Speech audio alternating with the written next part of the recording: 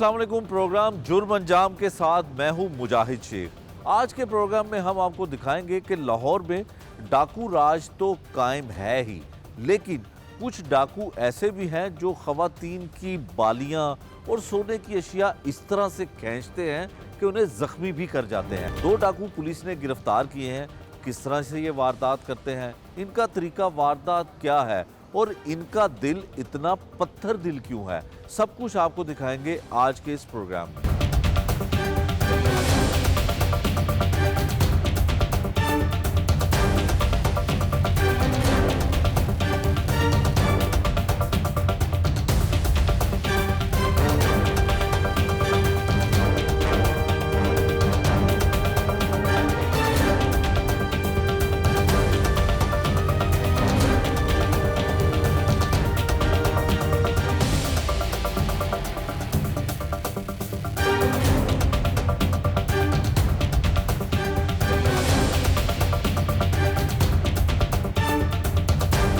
गिरफ्तार होने वाले डाकू जो डकैती की वारदातें करते हैं, उनके आयो हैं मोहम्मद बिनियामीन। इन्होंने तमाम जो लेटेस्ट टेक्नोलॉजी का इस्तेमाल करते हुए मुल्ज़मान को गिरफ़्तार किया। बिनियामीन साहब बहुत शुक्रिया। बिनियामीन साहब, किस तरह से गिरफ़्तार किया इनको? ये तो गली मोहल्लों में ख़वातीन की बालियाँ छीन ली, गन पॉइंट पे वेपन पे ले गए, किसी से पैसे ले गए, तो बड़ा किस तरह से पकड़ा इनको? बिस्मिल्लाहिर्रहमानिर्रहीम। मुजाहिद भाई, ये ना असल में हार्ड क्रिमिनल लोग होते हैं, इनको पकड़ना तो काफ़ी मुश्किल होता है, इतना आसान नहीं है। लेकिन मेरे पास एक वीडियो वायरल हुई थी, वो मेरे पास भी आई, मैंने भी देखी।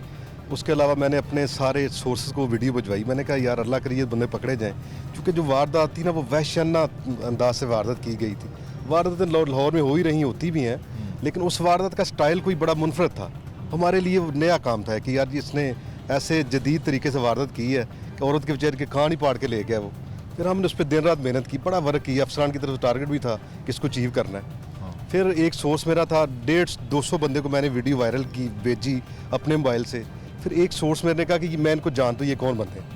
मैंने फिर उसको मिला जाके, मैंने उसको पूछा कहाँ रहते हैं। उसने कहा जी घर का मुझे पता नहीं, ये फ़लाँ बंदा है। फिर मैंने टेक्निकली इसके CRO पे काम किया, इसकी ID कार्ड पे जो सिमें थी उसको चेक किया, उस पर CDR वगैरह ली, सारे निज़ाम को देख के मैंने उसको ट्रेस कर लिया। फिर आगे मुझे पकड़े जाने में बड़ी प्रॉब्लम थी। इसको भी पता चल गया कि वीडियो वायरल हो गई है, ये भागा हुआ था, ये हाथ भी नहीं आ रहा था। हमने फिर जदीद टेक्नोलॉजी की मदद से इसको गिरफ़्तार किया और बड़ी मुश्किल से, बड़ी मेहनत से 5, 7, 10 दिन के बाद इसको अरेस्ट किया। इसमें असल बात ये है कि जब मैंने इसको अरेस्ट किया, इसने कहा जी मैंने एक सांदा के इलाका में एक बीवी औरत है लेडी, उससे भी बालियाँ छीनी थी।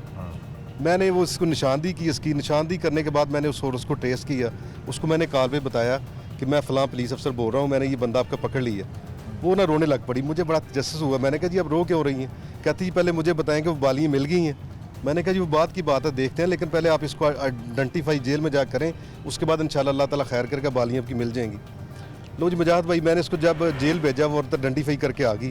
फिर मुझे आके उसने बताया कि जो बालियाँ थी ना, मेरे शोहर ने मुझे शादी पे गिफ्ट की थी। तो मैं बेवा हूँ, मेरा शोहर फौत हो गया, तो मुझे वो बालियाँ चाहिए। फिर मैं जब इसको जेल से लाया हूँ, मैंने इससे वो बालियाँ बरामद की हैं, मैंने उस औरत को दिखाई हैं, वो रो के चुप नहीं हो रही थी। मेरे दिल में बड़ा अजीब सा कैफियत थी हमारी कि यार देखिए किस तरह लोग करते हैं। लेकिन खुशी इस बात की कि उसका छीना हुआ माल हमने वापस कर दिया उसको। बिल्कुल ठीक, ये बड़ी खुशी की बात। हाँ। अच्छा ये बताएं कि ये जो वारदातें करता है, मैंने भी इससे पूछा कि तुम जब बालियाँ छीनते हो, बालियों को खींचते हो, तो कान फट जाते होंगे?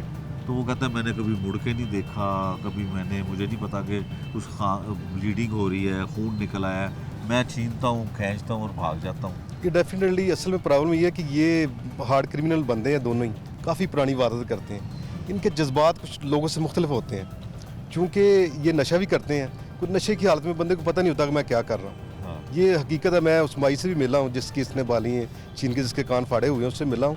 ब्लीडिंग तो होती है, सारी बात है। जिसने वारदात इस अंदाज से करनी है, अगले बंदे को प्रॉब्लम, तो उसको इसको तो नहीं ना पता कोई, ये वारदात करने के बाद निकल जाते हैं। अच्छा बिनियामीन साहब, जिस तरह आपने कहा कि ये जब पकड़े जाते हैं, इस तरह के डाकू, इस तरह के लुटेरे जब पकड़े जाते हैं, पुलिस की हिरासत में होते हैं, बड़े मासूम बन जाते हैं। कहते हैं जी हमने तो 2-4 वारदातें ऐसी की होंगी, इसके बाद हम माफ़ी मांग लेते हैं, रमज़ान आ गया है, अल्लाह से तौबा कर लेते हैं, ये कर लेते हैं, वो कर लेते हैं। तो जब ये बाहर होते हैं और जब इनके पास वेपन असला होता है, तब ये इतने बहादुर और ऐसे दिलेरी से करते हैं। सारे मुझे काम? असल प्रॉब्लम पता क्या है, ये हमारा माशा इस तरह का है, ये जेल में जाते हैं, वहाँ से सारे काम सीखते हैं। वो एक नर्सरी है जेल, वहाँ पे हम मुख्तलिफ लोगों से मिलते हैं, उनकी बातों में आते हैं, उनकी ये डरते डरते बिल्कुल नहीं है, बाहर तो बिल्कुल नहीं डरते।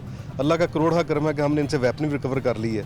आला वारदात जो मोटरसाइकिल थी वो भी रिकवर हो गई है, लोगों का छीना हुआ माल भी हमने रिकवर कर ली है। लेकिन हम कानून के मुताबिक जो हम कर सकते हैं, इनको सजाएं जजाएँ, अदालतों में भेजेंगे इनको, आगे इनका ट्रायल होगा, उनको सजाएँ मिलेगी, वो इंशाल्लाह हम ज़रूर करें। अच्छा, इनके जो घर वाले होते हैं, वैसे तो कहते हैं जी मेरी माँ को नहीं पता था, मेरे बीवी को नहीं पता, मेरे बहन भाइयों को नहीं पता। आप जब इनको पकड़ते हैं, ज़ाहिर है इनके लवाकिन यहाँ पे आते हैं, इनको पता होता है घर वालों को, ऐसे डाकुओं के घर वालों को पता होता है वजन कि ये डकैती की वारदातें करते पहली बात तो ये कि सीए में मुलाकात का सिस्टम नहीं है, मुलाकात कराते नहीं है लोगों की। लेकिन इसमें एक प्रॉब्लम है, इसने 2 शादियाँ की हुई हैं, हैं? अच्छा, मज़हर नामी बंदे ने 2 शादियाँ की हैं, और दोनों इसकी जो बेगमात है सेपरेट रह रही हैं, अलग-अलग रह रही हैं। ठीक है। सारी बात है, घर का खर्चा, लवाजमात, महंगाई का दौर है, तो खर्चे पूरे करने को आसान काम तो है नहीं। हाँ। तो ये फिर वारदात करके सारा सिस्टम चलाते हैं। ठीक, घर वालों को पता ही होता है कि ये वारदात कर रहे हैं। पता ही होता है। ये थे जी वो आयो जिन्होंने इस तरह के ख़तरनाक दोनों मुलज़िमों को गिरफ़्तार किया है। वायरल हुई बहुत ज़्यादा वीडियो, और फिर पुलिस ने अपने जो है वो जदीद टेक्नोलॉजी और लोगों से पूछ-गीछ करके, लोगों से इंफॉर्मेशन लेके इन दोनों मुलज़मान को गिरफ़्तार कर लिया है। पुलिस का यही कहना है, जो आईओ है उनका भी यही कहना है कि जब ये पुलिस की हिरासत में आते हैं तो ये ज़रूर इस बात का एतराफ़ करते हैं कि अब जब ये बाहर जाएंगे तो कोई ऐसी डकैतियों की वारदातें नहीं करेंगे। लेकिन जैसे ही ये घर वापस जाते हैं, जेल से निकल के घर जाते हैं, तो ये फिर से वही काम दोबारा शुरू कर देते हैं।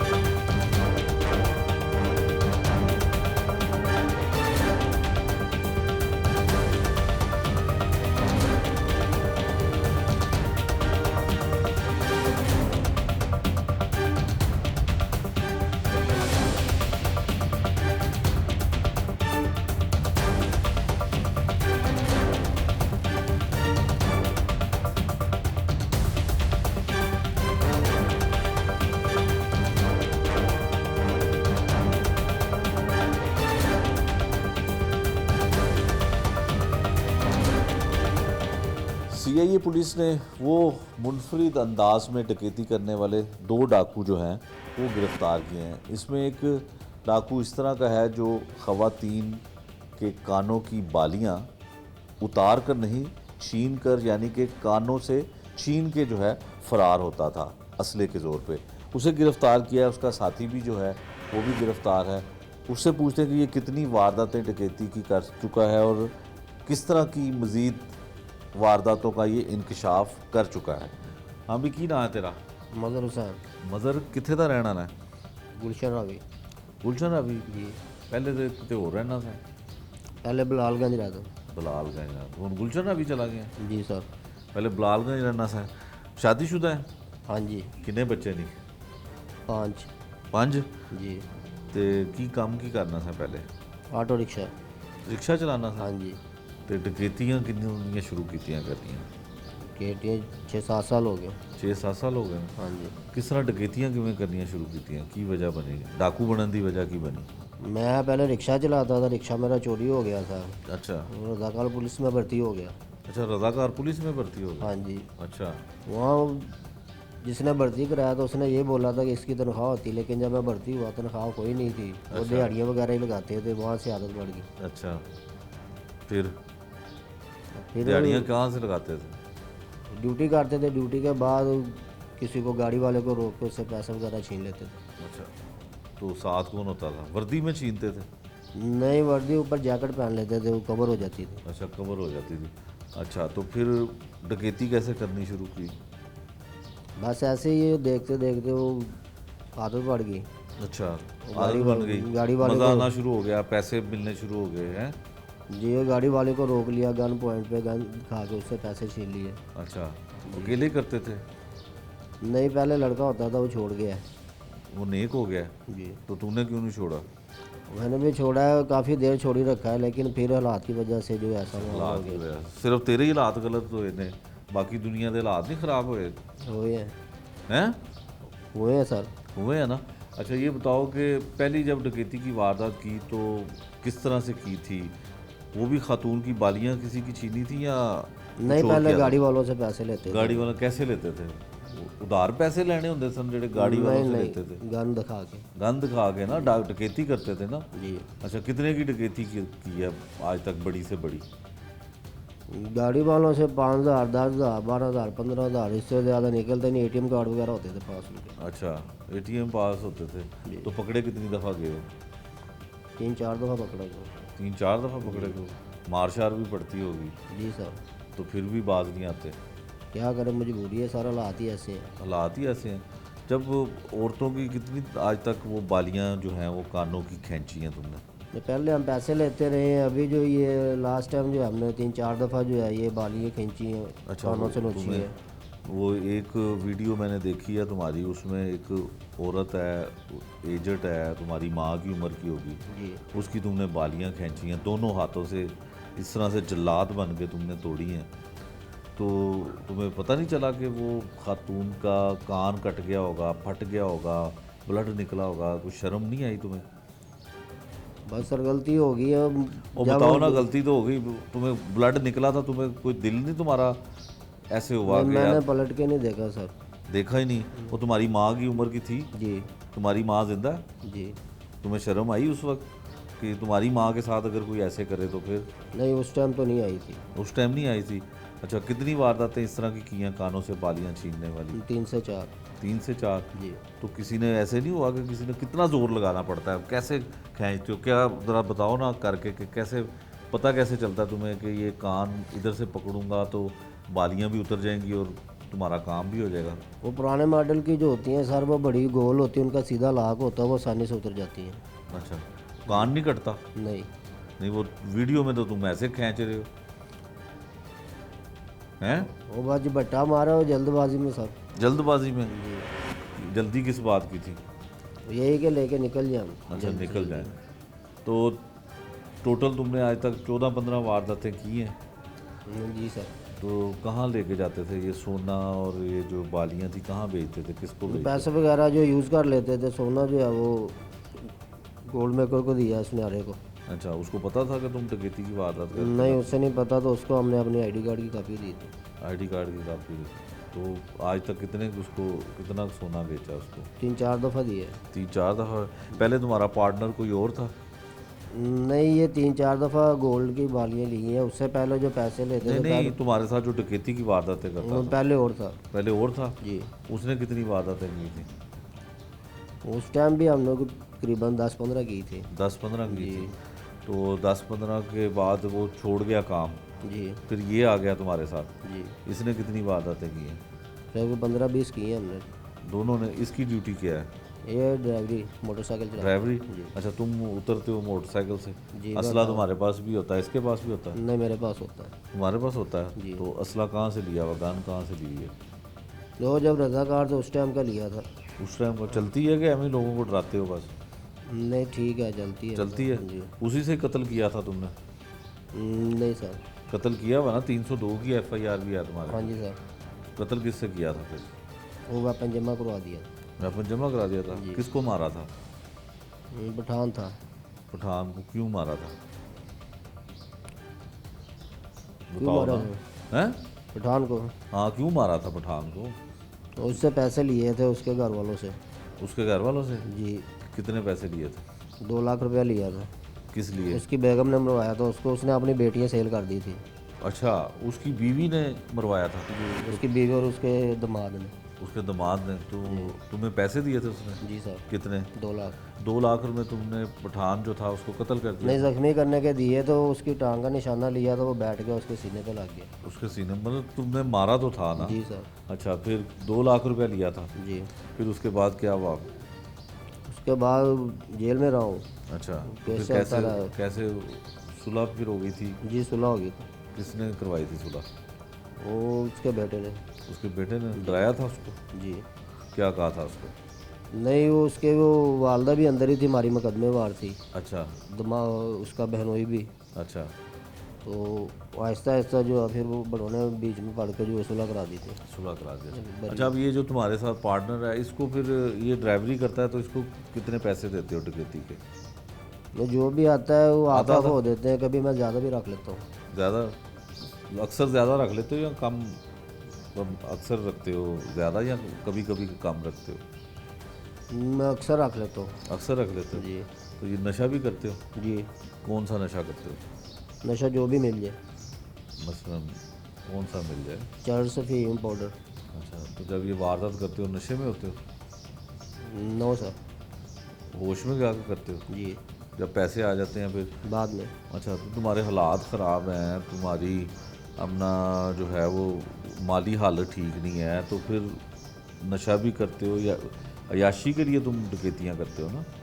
नहीं सर, नशे के लिए हम आदत पड़ गई हुई है ना, अच्छा, आदत पड़ गई। नशे की। पुलिस ने तुम्हें सही पकड़ा है?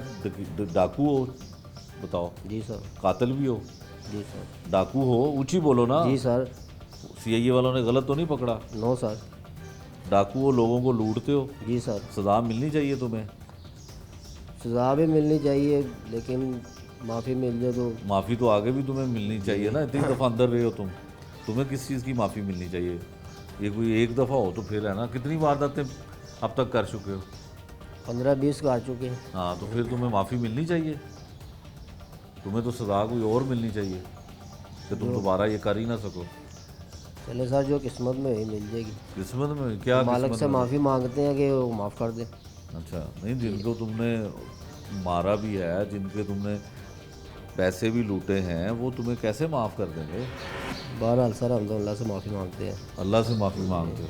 चलो, अल्लाह तुम्हें अगर माफ़ कर देगा तो फिर बंदे भी माफ़ कर देंगे, हैं? जी। हाँ भाई, क्या नाम है तुम्हारा? हैदर अली। हैदर अली। जी तुम इसके कब से जानने वाले हो? सर, मैं तकरीबन 1 साल से जानता हूँ इसे। 1 साल से जानते जी। हो? तो तुम क्या काम करते थे? मैं सर पहले सिक्योरिटी गार्ड की ड्यूटी करता था माल रोड पे। अच्छा। जी, तो उसके बाद शादी हो गई है मेरी, तो पाउडर के नशे पे लग गया हूँ मैं। अच्छा। जब पाउडर के नशे पे लगा हूँ तो फिर ये दुराने वारदात डकैतियों पे लग गया हूँ। अच्छा, ये कैसे मिला तुम्हें, कहाँ पे मिला? ये बस हम पहले एक मोहल्ले में रहते थे, मलक पालक, तो वहाँ पे समझ लें कि मेरी जो सी माँ और इनकी माँ जो सी थी वो बहनें बनी हुई थी। अच्छा, ये मुझे तो तुम जान भाई बन गए दोनों? जी, ये मुझे जानते थे, पर उस टाइम हमारा कोई ऐसा लिंक वास्ता नहीं था। दूसरे नंबर पे जब हमारा मतलब कि मेरी शादी हुई है, हाँ। तो मेरा ना अपना घर था ना कोई बाहर, तो मैंने फिर बात किया कि यार मैं परेशान हूँ। अच्छा। तो फिर उस टाइम मैं बॉर्डर पे लगा हुआ था, अच्छा। तो नशे पे जो सा है, नशे की हालत में जो सा है ना, नशे की वजह से इनके साथ मैं चले जाता था। अच्छा, फिर? तो उसके बाद हमने 15 से 20 वारदातें की हैं। किस तरह से करते थे वारदात? गन पॉइंट पे गाड़ी वाले को रोकते थे, उससे कैश ले लेते थे, नकदी। मोबाइल वगैरह हम उनसे नहीं लेते थे, अच्छा। क्योंकि मोबाइल वगैरह ट्रेस हो जाते हैं। ठीक है। तो उसके बाद 3 से 4 मरतबा बालियाँ उतारी हमने, ठीक है। छींकी है मतलब कि। ठीक है। तो हमें नहीं पता चलता था कि लेडीज़ के कान फट गए हैं या नहीं फटे, क्योंकि हम उस टाइम उतार के भागने की करते थे ताकि वहाँ पे लोग हमें पकड़ ना लें। ठीक है। तो उसके बाद सीआईए वालों ने पकड़ा है। अच्छा। तो नहीं, वो गलत किया ना सीआईए नहीं, वालों ने नहीं। पकड़ के? हम मुजरम तुम्हें नहीं है, पकड़ना चाहिए था। मुजरम है सर, वो ज़ाहिरी बात है। पुलिस वालों से आज तक कोई मुजरम भाग सके, जितना मर्जी चिलाक शियार हो या चातिर हो, वो पुलिस वालों की नज़रों से दूर नहीं जा सकता। अच्छा, तो फिर इतने तुम समझदार हो, इतने अक्लमंद हो, इतने तुम दूर अंदेश हो, तो फिर डकैतियाँ क्यों करते थे? बस कि सर- पता नहीं था कि पुलिस पकड़ लेगी? बस उस टाइम पाउडर के नशे में उसकी धुत में नहीं समझ आई। अब जब पकड़े गए, अब पाउडर छूट गया? जी, पाउडर छूट गया अब। अच्छा, जाके फिर बाहर आ जाओगे तो फिर पाउडर पियोगे? नहीं, अब फिर डकैतियाँ करोगे? नहीं, अब वादा कर लिया खुदा से कि दोबारा ना बाइट जाके पाउडर को हाथ लगाना है और ना ही ये काम करना है। अच्छा। बस अल्लाह ताला एक मरतबा माफ़ी दे दे। अच्छा जी। तो तुम्हें पैसे कितने मिलते थे? मुझे दुराने वारदात कभी 10,000 मिल जाता था, कभी 5,000 मिल जाता था। तो कितने दिन बाद वारदात करते थे? हम हफ्ते में 2 मरतबा या 1 मरतबा ऐसे निकलते थे, अच्छा। टाइम बना के। तुम्हारे घर वालों को पता था कि वारदातें करते हो? नहीं, घर वालों से बीवी ने मुझसे काफ़ी मरतबा पूछा है कि तुम ये पैसे कहाँ से लेके आते हो, तो मैं उसको कहता था कि मैं जुआ खेल के लेके आता हूँ। अच्छा। ससुराल वालों को भी मैंने यही कहा हुआ था कि मैं जुआ खेल के लेके आता हूँ। अच्छा। तो माँ बाप मेरा नहीं है, फोत हो गए हुए हैं माँ बाप। तो माँ तो तुम कह रहे हो ना इसकी माँ की सहेली थी, बहन बनी हुई? जी, वो माँ मेरी फोत हो गई है ना। बाद में फोटो? जी, बाद में। अच्छा। तो माँ बाप के फोत होने के बाद जो है फिर मामू के पास रहना शुरू हो गया था मैं। अच्छा, जब मामू का इंतकाल हुआ तो उसके बाद फिर बहनों ने मेरी शादी कर दी थी। ठीक है। तो बच्चे कितने हैं? बेटी है मेरी एक 10 माह की, 11 माह की। ठीक है। तो ये कैसा बंदा है तुम्हारे साथ जो है, ये छोड़ देगा तुम्हारे साथ काम के नहीं छोड़ेगा? नहीं, हमने बाहर जाके दोबारा मैंने लिंक नहीं, तुम अपनी बात बताओ ना, तुम्हें क्या लगता है कि ये छोड़ देगा? ये तो बड़ा आदी मुजरिम है। अल्लाह बेहतर जानता है। नहीं, तुम बताओ ना, तुम्हें लगता है कि ये छोड़ेगा? ये तो फिर करेगा काम और तुम्हें नहीं, भी वो छोड़ने नहीं रात देगा। को रोज़े वगैरह रखे हैं उन्होंने, किया वाला कि बाहर जाकर ये काम नहीं करना दोबारा। अच्छा, किस वजह से कह रहे हो कि नहीं करना काम? इस रोज़ों की वजह से कह रहे नहीं, रोज़ों की वजह से नहीं, इस वजह से कि अब पीछे माँ बाप नहीं है, बहनें दलील हो रही हैं, बीवी दलील हो रही है, तो बस उन्हें देख के जो सा शर्म आती है, रोता हूँ, दुख होता है कि यार मैंने गलत किया। अच्छा, पर मुझसे ये करवाया पाउडर के नशे ने। हाँ, तो क्योंकि जब तुम्हारी बात पे यकीन कर लेते हैं कि तुम छोड़ दोगे। ये तो नहीं छोड़ेगा, ये तो पहले भी अंदर रहा है और पहले भी ये जेल में रह के आया, कत्ल में भी रह के आया, जी, तो ये तो नहीं छोड़ेगा। बस वो उनका माइंड है। अगर वो ये नहीं छोड़ेगा तो फिर तुम भी नहीं छोड़ोगे? नहीं, मैंने तो सर वादा कर लिया अपनी बहनों से भी कि मैंने बाहर आना है, उन्होंने गांव भेज देना मुझे, गांव में जाकर मजदूरी करूंगा मिल में। अच्छा, पहले भी मजदूरी करता था सिक्योरिटी गार्ड की, अब दोबारा जो सा गांव जाके मजदूरी करूंगा, अपने हक ला के कमा के खाऊंगा। देखो ना, ये तुम्हारे से पैसे भी, काम भी तुमसे करवाता था, तुम्हारे साथ डकैतियाँ भी करता था, पैसे भी तुम्हें कम देता था, ज्यादती करता रहा तुम्हारे साथ। बस मुझे भी उस टाइम 5,000 मिलता था, मेरे लिए वो समझ ले 5 लाख के बराबर हो जाता था। ज्यादती था ना, काम तो तुम पूरा ही करते थे ना। अब देखो, अब सजा तो तुम दोनों को एक जितनी मिलेगी। बिल्कुल। तो ये पैसे क्यों कम देता था तुम्हें? फिर तुमने पूछा नहीं था इससे? नहीं, मैंने कभी हिसाब ही नहीं किया, मुझे जो मिल जाता था मैं खुश हो जाता था। मैं कहता हूँ चलो 2,000 रुपये का पाउडर आ जाएगा, 2,000 मैं घर पे दे दूँगा। ठीक है। और जब पाउडर पास आ जाता नशे में धुत हो जाता था, फिर पता ही नहीं होता था क्या कर रहे हैं क्या नहीं। ना कभी पूछा कि कम दे रहे हो ज़्यादा दे रहे हो। ठीक होगा, ऐसे मतलब अब तुम ये तौबा कर लिया तुमने। जी, जब बाहर जाओगे तो फिर नहीं कोई मजदूरी करो? मजदूरी करूँगा। चलो ठीक है, देखेंगे, ये आने वाला वक्त बताएगा। जी, किसी भी वक्त जब आप देखते हैं कि लोग कुछ शहर के अंदर जा रहे होते हैं तो उनके अंदर एक सेंस ऑफ सिक्योरिटी होनी चाहिए और होती है कि हमें कुछ नहीं होगा, हम महफूज हैं। और जब गली के अंदर ख़वातीन जा रही हूँ, सामने से स्कूल की बच्चियाँ आ रही हूँ बेध्यान, एक सिक्योरिटी के साथ कि कुछ नहीं होने वाला, और अचानक कोई बंदा आए और पीछे से आपके कान से झटके से बालियां नोचे और आपके कान फट जाएं और खून निकलना शुरू हो जाए, तो जो आप अचानकपन से जो आपको एक झटका लगता है और जो एक तकलीफ़ की शिद्दत से आप कराते हैं, वो सिक्योरिटी पूरी ज़िंदगी आपको वापस नहीं मिल सकती। वो ज़ख़म आपके कान वाला ठीक हो जाएगा, लेकिन आपके दिमाग पे जो ज़ख़म आ गया वो ठीक नहीं हो सकता। उस बहन, बेटी, बहू और माँ के जो ज़ख़म दिमाग पे आ गया है ना, उस डकैत और उसकी रॉबर की इस हरकत की वजह से, वो कभी ठीक नहीं हो सकता। और इसमें आपने वीडियो में देखा होगा कि सामने से वो स्कूल की बच्चियाँ भी आ रही हैं, वो क्या इमेज लेके जाएंगी। तो ये एक बड़ी शदीद तकलीफ़ और कर्ब वाली कैफियत है। माली नुकसान शायद इतना ज़्यादा ना हो अपेरेंटली जो हम देखते हैं, लेकिन उस औरत के लिए जो साइकोलॉजिकल ट्रॉमा जिसमें से वो गुजरी है और जो बच्चियां जिस तकलीफ़ में से गुजरी हैं, वो पूरी ज़िंदगी उस फियर के साथ रहेंगी। तो पुलिस का काम ये है कि हम अपनी बहनों, बेटियों को और माँओं को सेंस ऑफ सिक्योरिटी दें कि आप महफूज हैं। आज की सोसाइटी में ये काम करने के लिए बहुत मेहनत करनी पड़ती है। मैं अपनी टीम को शाबाश देता हूँ जिन्होंने ना सिर्फ इन गंदे लोगों को गिरफ़्तार किया, बल्कि उनके ख़िलाफ़ कानून के मुताबिक कार्रवाई भी कर रहे हैं। लेकिन इसके बहुत सारे पहलू हैं कि ये दोबारा बाहर क्यों आ जाते हैं। हमारे साथ ये भी मसला होता है कि जब हम उनको, कल मेरे पास एक साहब आए थे, वो कह रहे थे कि जी मुझे ये 4 लाख रुपया रिकवरी दे रहे हैं, लेकिन 4 लाख रिकवरी कम है तो ये और पैसे दे। तो मैंने उनसे पूछा कि आपने मुल्ज़मान को शनाख्त कर ली है? कहते नहीं जी शनाख्त तो मैंने नहीं किया। मैं क्या क्यों नहीं किया? नहीं जी मैं क्यों शनाख्त करके मुसीबत से पै जाऊँ। तो देखें, जब आप ये काम नहीं करेंगे तो मुल्ज़म तो बाहर दंदराता फिरता रहेगा।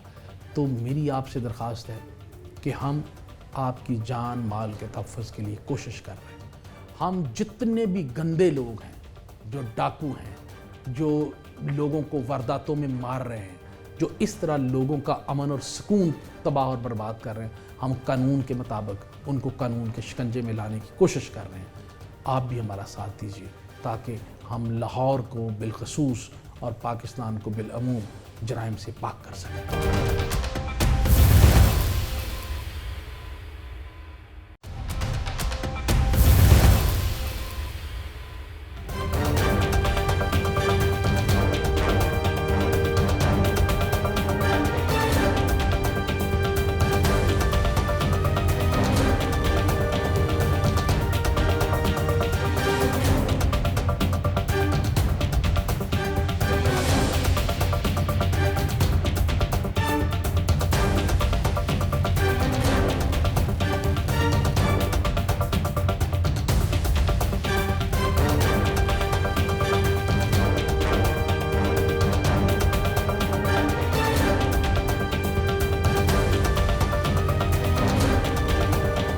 लाहौर में डाकू राज कायम है। सड़कों और आम शाहराहों पे डाकू जो हैं लोगों को लूटते हैं और उसके बरक्स पुलिस जो है वो डाकुओं को गिरफ्तार भी करती है। 2 डाकू इस तरह से CIA पुलिस ने गिरफ्तार किए हैं जो स्ट्रीट क्राइम की अनोखी वारदात करते थे। खवातीन के कानों से बालियां छीनते थे और उन्हें जख्मी भी करते थे। DSP मियां अंजुम तोकीर हैं हमारे साथ, इनसे पूछते हैं कि इन्होंने ये जो 2 डाकू गिरफ्तार किए हैं किस तरह की वारदात करते थे और इनका तरीका वारदात क्या था। मियां साहब बहुत शुक्रिया आपका। मियां साहब ये बताइएगा जी, जो 2 डाकू आपने गिरफ्तार किए हैं ये स्ट्रीट क्राइम की कितनी वारदातें कर चुके हैं और इनकी ऐसी वीडियोस वारदात की वायरल हुई हैं जिसमें खवातीन के कानों से बालियां निकाली जाती थी? जी, ये इस तरह है जी कि इनका जो साबका रिकॉर्ड है, ये तो मज़हर इसका नाम है, 15 इसके ऊपर पहले मुकदमा दर्ज हैं जिनमें ये चालान हो चुका है। उनमें एक मुकदमा जिसमें दौरान वारदात इन्होंने एक लड़के को टांग पे फायर भी मारा है। उसके अलावा एक 302 का मुकदमा भी है जिसमें इसने पैसे लेके एक बंदे को फायर मारा था, उसमें ये जेल रह के आया है। ये जेल से जब वापस आया उसके बाद दोबारा इसने यही काम शुरू कर दिया। ठीक है। और जब हमें ये पता चला, हमें वारदात की हमने जब फुटेज देखी है उससे फिर हमने अंदाज़ा लगाना शुरू किया है कि ये कौन बंदा हो सकता है और किस तरह, फिर उससे आगे चल के फिर हमने इसको गिरफ्तार किया। ठीक है। अच्छा, इन्होंने कितनी वारदातें कितनी हैं? रिकॉर्ड तो यकीनन इसका आपके पास होगा, और किस तरह की वारदातें करता था और इसका ताल्लुक कौन से शहर से है? लाहौर से ही है? जी, ये लाहौर सांदे का रहने वाला है। अच्छा। और इसका जो साबका जो रिकॉर्ड है वो तो 15 मुकदमात हैं डकैतियों के, चोरियों के। ठीक है। और अभी जो हमने जो इससे इंकशाफात इसने किए हैं वो तकरीबन 18 से 20 हैं। अच्छा। उसमें 3-4 वारदातें इसकी बालियां छीनने की हैं। ठीक है। आपने कहा कि वो ये मुख्तलिफ वारदात मुख्तलिफ है। ये एक डेस्परेट आदमी जो एक आम आदमी किसी से मोबाइल छीन लेता है, एक आम आदमी किसी को पिस्टल दिखा के उससे उसका मोबाइल या पर्स ले लेता है। ठीक है। जो बंदा दौरान वारदात किसी को थोड़ी सी हरकत पे फायर मार देता है वो डेस्परेट डाकू है, वो आम डाकू नहीं है। ठीक है। फिर जो बंदा किसी के कानों, औरत के कानों से बालियां उसको नज़र आ रहा है कि बंद हैं और ये बंद की हुई हैं, अगर वो खींचेगा तो उसके कान फट जाएंगे। बिल्कुल ठीक है। उसके बावजूद वो कानों से बालियां दोनों हाथों से पकड़ता है, नोचता है, खींच लेता है। ठीक है। अब इसने इस तरह की 3-4 वारदातें की हैं जिसमें इसने बालियां खींची हैं और उन औरतों के कान फट गए और वो ज़ख्मी हुई। ठीक तो है। ये एक डेस्परेट आदमी का काम है। एक संगीन जुर्म करने वाला जो बंदा है ना, वो ये काम कर सकता है, एक आम आदमी नहीं कर सकता। ठीक है। इसको हमने फिर फुटेज से आइडेंटिफाई किया, फिर इससे मिलते जुलते उस शक्ल से हमने बंदे तलाश किए। फिर उसके बाद 2 बंदे आइडेंटिफाई हुए, उनकी हमने कॉल डिटेल वगैरह लोकेशन हासिल की, तो फिर इस पे पहुँचे कि ये बंदा। फिर कुछ दिन इसके पीछे रैकी लगाई, इसके नंबर कहीं से हासिल किए, उसकी फिर हमने लोकेशन वगैरह लेके उसको गिरफ्तार किए। ठीक है। अच्छा मियाँ साहब, ये बताएं कि जो इसका साथी है वो इसके साथ क्या मदद करता था, वो भी रिकॉर्ड याफ्ता है? अच्छा, ये 2 लोग थे। साथी जो है वो मोटरसाइकिल चलाता था।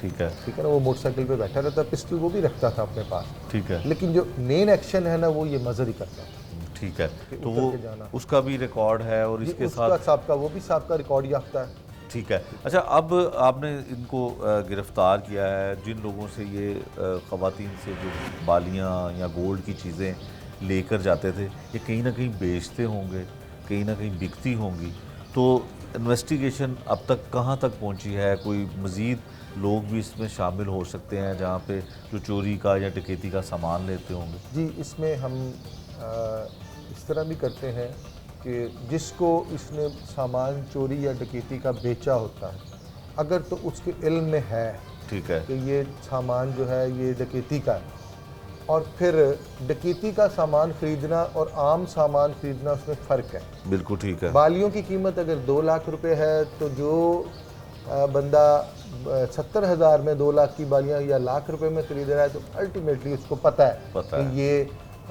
चोरी का माल। बिल्कुल ठीक। और अगर कोई बंदा 2 लाख रुपए की चीज़ 1,80,000 में 90,000 में खरीद रहा है तो इसका मतलब है कि उसको सस्ती लगी और उसने ले। ठीक है। इसमें होता ये तरीकाकार ये है हमारा नॉर्मली पुलिस का, अगर हमें ये पता चल जाए कि वो बंदा इसके साथ इन्वॉल्व है और रेगुलर इससे सामान खरीद रहा है और इतने कम कीमत पे खरीद रहा है, तो फिर हम अक्सर उनको भी साथ चलान कर देते हैं। फिर हमारे जो सीनियर्स हैं, ऑफिसर्स हैं, वो कहते हैं कि ऐसे लोगों को साथ आप चलान करें, ये चालान होंगे तो ही ये बाज आएंगे और ये जुर्म ख़त्म होगा। और अगर कोई बंदा ऐसा जिसको इसका इल्म ही नहीं है, ठीक है, बाज़ औक़ात ये चोर क्या करते हैं, अपनी बीवी को साथ लेते हैं, मियाँ बीवी किसी सुनार के पास चले जाते हैं, ये बच्चा हॉस्पिटल में पड़ा है, इसका ऑपरेशन करवाना है, हम बड़े परेशान हैं, ये बालियाँ हैं जी, ये इनकी कीमत 1 लाख रुपए है तो आप ले लें। वो कहता है जी ठीक है, मैं 90,000 में लेता हूँ, 80 में ले। हमें पता चल जाता है कि उस सुनार को इसका नहीं पता कि ये डाकू है या इसकी अपनी नहीं है, तो वहाँ पे फिर हम उनको पकड़ के और फिर कंप्रोमाइज़ करवाने की कोशिश करते हैं, या बालियाँ वापस लेते हैं या पैसे लेते हैं, क्योंकि जिसकी गई है उसको तो हमने वापस हर सूरत में करना ही करना। बिल्कुल ठीक है। अच्छा मियाँ साहब, ये बताएं कि अब ये जो गिरफ़्तार हुए हैं, इससे पहले भी आपने बताया दोनों रिकॉर्ड याफ्ता हैं, बाहर आ जाते हैं, फिर आके वही काम शुरू करते हैं। क्या वजह है कि सज़ा इतनी नहीं मिलती है, या कानून में कोई नरमी रह जाती है, या क्या है कि दोबारा बाहर आने के बाद उसी तरह से काम ये शुरू करते हैं डकैतियों का? उसमें सबसे बड़ी जो डकैती में बंदे को सज़ा नहीं मिलती, उसकी सबसे बड़ी वजह ये होती है कि एक मुद्दई जो है, जिसके साथ डकैती, चोरी या कोई ऐसा वाक़या हुआ है, वो केस को परसू नहीं करता। ठीक है जी, फ़र्ज़ करें एक आदमी के घर में 4 डाकू आए हैं, 10 लाख का सामान छीन के ले गए हैं, उसको डराया, धमकाया, थप्पड़ मारे हैं, औरतों के साथ बदतमीज़ी की है। जब वो बंदे पकड़े जाते हैं तो पहली बात तो एक शरीफ आदमी डरता है, वो अदालत में वो ये सोचता है कि 4 लाख की मेरी पहले 10 लाख की चोरी हो गई, उसके बाद मैं 1 लाख रुपया या 2 लाख रुपए वकील को दूँ, उसको खड़ा करूँ। फिर हमारे अदालतों का सिस्टम इस तरह का है जहाँ पे बहुत टाइम लगता है। हर तारीख पे मैं अपने भाई को, किसी तारीख पे बीवी को लेके जाऊँ, किसी तारीख को बेटी को लेके जाऊँ, वहाँ जाऊँ तो वहाँ पता चले जी छुट्टी पे हैं जज साहब, या आज हड़ताल चल रही है जी।